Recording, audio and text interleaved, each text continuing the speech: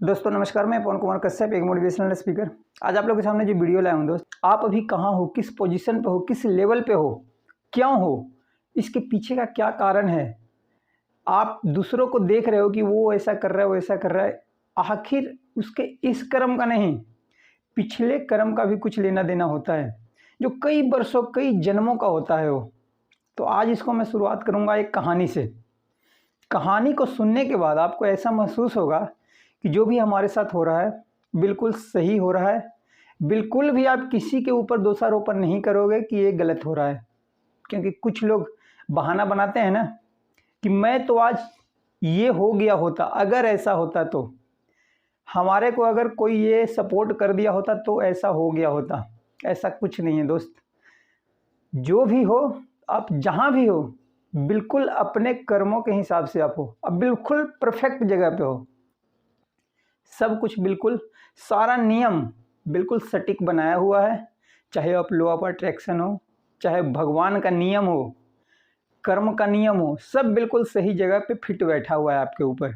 तो इसीलिए जहाँ भी हो आप बिल्कुल उसी के लायक हो, उसी पोजीशन के लायक आप हो। अब कोशिश करो, आप उसको चेंज कर सकते हो। तो दोस्तों एक कहानी है, वो कहानी को सुनिए। वो कहानी को सुनने के बाद आपको कर्म फल के ऊपर आपको कुछ विश्वास हो जाएगा कि कर्म प्रधान विश्व रचि राखा, जो जस करहि सो तसु फल चाखा। तो दोस्तों कहानी ऐसा होता है, एक गांव होता है, पुराने ज़माने की बात है। तो गांव में एक छोटा सा बालक होता है। छोटा सा बालक आंगन में खेल रहा था। छोटा से बालक का मतलब हो गया 1 साल 1.5 साल, जो कि बैठने लग गया हो। उसको माँ छोड़ के 5 मिनट के लिए दाएं बाएं जा सकती है, मतलब खुद वो बैठने लग गया हो, ऐसा एक बालक था। तो माँ उसको आंगन में खिला रही थी। सोचा कि बच्चा तो बैठा खेल रहा है, तब तक मैं पड़ोस के यहाँ से कोई सामान लाना था, वो लाने चली गई। मुश्किल से 2-3 मिनट लगा होगा। जब वो वापस आती है तो क्या देख रही है, बिल्कुल अचंभित हो गई हो, हैरान परेशान हो गई, क्योंकि बालक जहाँ खेल रहा था वहीं पे एक सांप, कोबरा सांप बड़ा सा, उसके आगे फन फैला करके और बिल्कुल बच्चे के सामने बैठा हुआ है। सारे लोग वहाँ पे आसपास इकट्ठे हो गए, क्योंकि रास्ता था तो काफ़ी आस पड़ोस के लोग इकट्ठे हो गए। सारे परेशान हो गए, लेकिन किसी की हिम्मत नहीं हो रहा है बच्चे को वहाँ से उठाने की, क्योंकि कोबरा सब बिल्कुल उसी की तरफ फन बढ़ाए हुए और उसी के साथ बैठा हुआ है। और बच्चा उस पर मिट्टी डाल रहा है। बच्चा मिट्टी डाल रहा है कोबरा के ऊपर, लेकिन वो काट नहीं रहा है। वो मिट्टी ऐसे ऐसे करके सांप फेंक देता है अपने फनों से और फिर फन फैला के उसके सामने खड़ा है। वहाँ से एक ऊँट गाड़ी वाला जा रहा था, क्योंकि रास्ता था। तो ऊँट गाड़ी वाला जो जा रहा था, उसने देखा भाई क्या चीज़ का भीड़ है। वो वहाँ पे खड़ा हो गया, देखने लगा। उसने बोला कि मैं कर तो सकता हूँ कोशिश, लेकिन इसमें एक डर है कि निशाना कहीं बच्चे को ना लग जाए। तो भाई वहाँ तो बच्चे की जान पे पड़ी है। माँ बाप ने बोला कि कोई बात नहीं भाई, तुम कोशिश तो करो, मारो तो सही उस सांप को। और ऊँट गाड़ी वाले ने निशाना लगाया, और निशाना भी बिल्कुल सटीक लगा। वो सांप के ऊपर निशाना लगा और सांप बिल्कुल खत्म हो गया। गांव वाले ने तो समझा कि सांप मर गया, लेकिन सांप मरा नहीं था, सांप मूर्छित था। तो वहीं पे लोगों ने उसको पास के जंगल झाड़ियों में फेंक दिया सांप को। सोचा कि सांप तो मर गया, क्योंकि सांप मूर्छित हो गया था चोट लगने के कारण।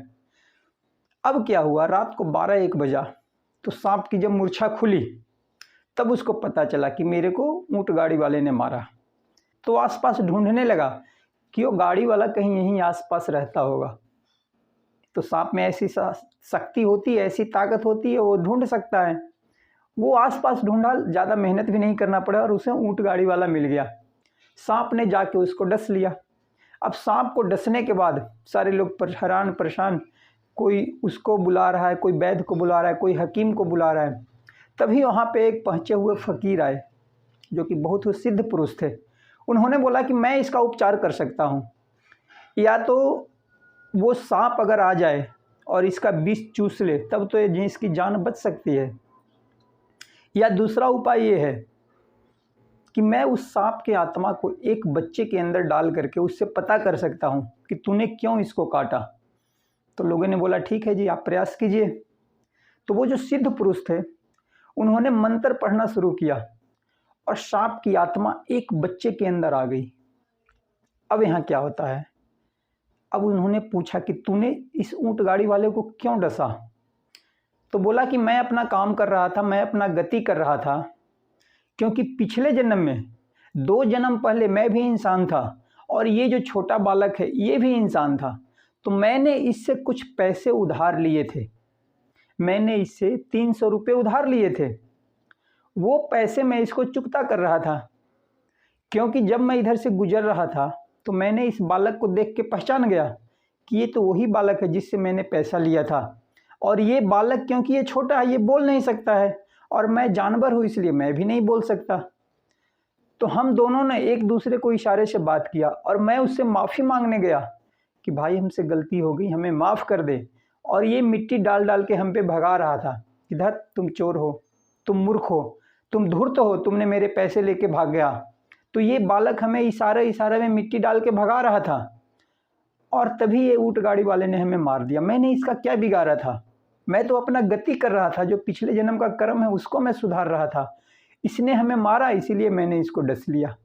तो बोला ठीक है भाई, अब तो गलती हो गई, विष चूस लो इसका, इसको जान बच जाएगी। बोला नहीं नहीं, मैं क्यों इसको विष चूसूं? हमने इसको कुछ नहीं किया, इसने हमें मारा तो मैंने डस लिया, हिसाब क्लियर। बोलता फिर कोई तो उपाय होगा। बोला एक उपाय हो सकता है, मैंने इस बालक को 300 रुपये देने हैं, अगर ये ऊँट वाला मेरे को 500 रुपये दे दे तब तो मैं इसकी जान बचा दूंगी, मैं इसका विष चूस सकता हूँ। तो लोगों ने बोला 300 लिया तो था, 300 500 क्यों बात? तो उसने बोला कि इतने जन्म का काफ़ी टाइम हो गया तो उसका ब्याज भी तो हो सकता है। तो ये करके ऊँट गाड़ी वाले ने उस बालक के माता पिता को 500 रुपये दिया और फिर उस सांप की आत्मा, सांप अपने शरीर में गया, वापस आया और उसका विष चूस लिया और इस तरह से ऊँट गाड़ी वाले की जान बच गई। दोस्तों, तो पिछले जन्म का कर्म अगर आप देख रहे हो कि आपके साथ कुछ बुरा हुआ है, कुछ ऐसा अनहोनी हुआ है, तो हो सकता है कि वो पिछले जन्म का हो। तो इसीलिए आप अपने कर्मों पे ध्यान दीजिए, क्योंकि अभी जो आप कर रहे हो ये आपका आगे जाके भविष्य बन सकता है। तो अभी अगर जो आप अपना कर्म सही करोगे तो आगे आपका भविष्य सही हो जाएगा, क्योंकि पीछे जो समय बीत गया उसको आप नहीं सुधार सकते हो। जो आपके साथ आज हो रहा है, जो समय बीत गया है उसके अनुसार आपको उसका फल मिल रहा है। क्योंकि श्रीमद् भागवत गीता में भगवान श्री कृष्ण कहते हैं कि कर्म करना आपका अधिकार है, कर्म तुम करते जाओ, बाकी जो तुम्हारे हाथ में नहीं है उसके पीछे क्यों पड़ते हो। लेकिन आजकल के लोग उसी के पीछे ज़्यादा पड़े हुए हैं, जो उनके हाथ में नहीं है, जो वो नहीं चाहते हैं, उसी के पीछे बार बार रिपीट करते हैं उस चीज़ को बार बार रिपीट करते हैं। आप उस चीज़ को बार बार रिपीट कीजिए जो आपको चाहिए, जो आप कर सकते हो, जो आपके हाथ में है, और फिर भूल जाइए। क्योंकि जब आपका बेस सही होगा तो आगे की जो लाइफ होगी वो मस्त हो जाएगी दोस्त। तो इसीलिए जब भी आपको ध्यान खुले, जाग जाओ, अभी भी कुछ नहीं बिगड़ा है, अपने कर्मों पे ध्यान दो। अगर बुरे कर रहे हो तो अभी सतर्क हो जाओ, कोई नहीं आपको बचाएगा दोस्त, बचाएगा तो सिर्फ आप अपने आप को बचा सकते हो। बाकी बिल्कुल संसार का नियम सटीक है, हर एक इंसान के ऊपर जैसा है बिल्कुल वही उसको होना चाहिए। तो दोस्तों, आज का कहानी कैसा लगा कमेंट करके बताइएगा। बाकी कल मिलते हैं किसी और नए वीडियो के साथ, तब तक सारे दोस्त खुश रहो, मस्त रहो और जय हिंद।